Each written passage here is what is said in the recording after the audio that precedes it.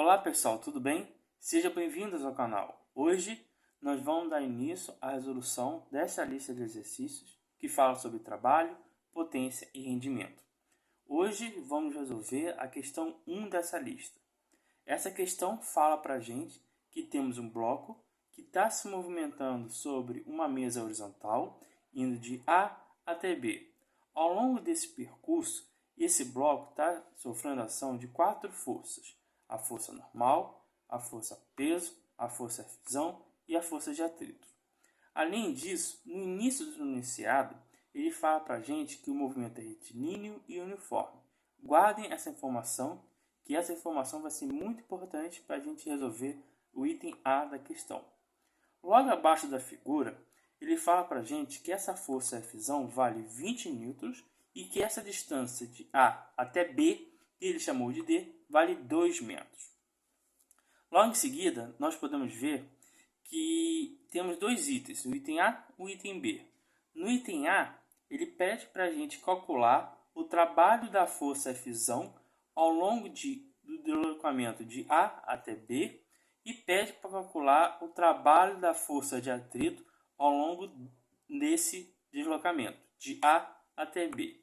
E por fim, no item B, ele pede para a gente calcular o trabalho da força resultante nesse deslocamento.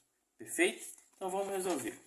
Bom, aqui temos a figura, que eu desenho novamente a figura aqui, e juntamente com alguns dados importantes contidos no enunciado, para nos auxiliar no momento de resolver essa questão.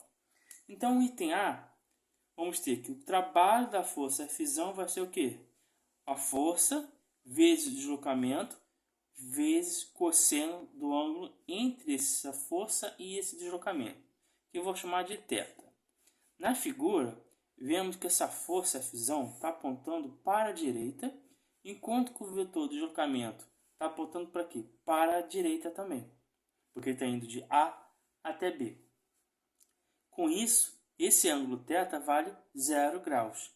Com isso, cosseno de 0 vale 1.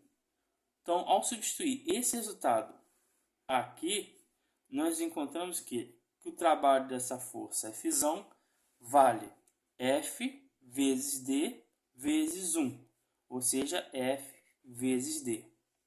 Perfeito? E quem é F? F vale 20 newtons, vezes D, que é o deslocamento, que vale quanto? 2. Ou seja, 20 vezes 2, 40. Pronto. 40 joules. Então, concluímos que o trabalho da força Fzão vale 40 joules. Perfeito? Agora vamos calcular o trabalho da força de atrito. Bem, o trabalho da força de atrito vai ser igual a quê? A força de atrito vezes deslocamento vezes cosseno do ângulo entre esse vetor, essa força, e esse deslocamento, que eu vou chamar de beta. Por quê? Porque eu já usei θ aqui. Então, para não confundir, eu vou usar beta. Então, na figura, vemos que a força de atrito está apontando para a esquerda e o vetor do deslocamento está apontando para a direita. Sendo assim, esse ângulo beta vale 180. E cosseno de 180 vale menos 1.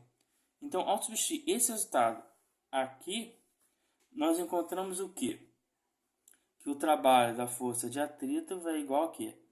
A força de atrito vezes D vezes menos 1. Ou seja, menos a força de atrito vezes D. Bem, agora temos o problema. Por quê? Porque nós temos o deslocamento, que vale 2, mas não temos o valor dessa força aqui. Nós não temos. Mas, para resolver essa questão, nós temos que usar uma informação muito importante que ele disse no enunciado, que ele fala que o movimento é retilíneo e uniforme. Por que essa informação é importante? Porque com isso nós concluímos que a velocidade desse corpo é constante e com isso o trabalho da força resultante, que é o trabalho total do sistema, ele tem que ser igual a quê? A zero. Pronto. E quem é esse trabalho da força resultante? O trabalho da força resultante é a soma de todos os trabalhos que existem no sistema, que corresponde a quê? A cada uma das forças que está atuando no sistema. Nesse caso, nós vemos na figura que temos 4 forças. Então, temos que somar 4 trabalhos. Uma para a força peso, uma para a força Fzão, uma para a força normal e uma para a força de atrito. Então, vamos escrever isso aqui.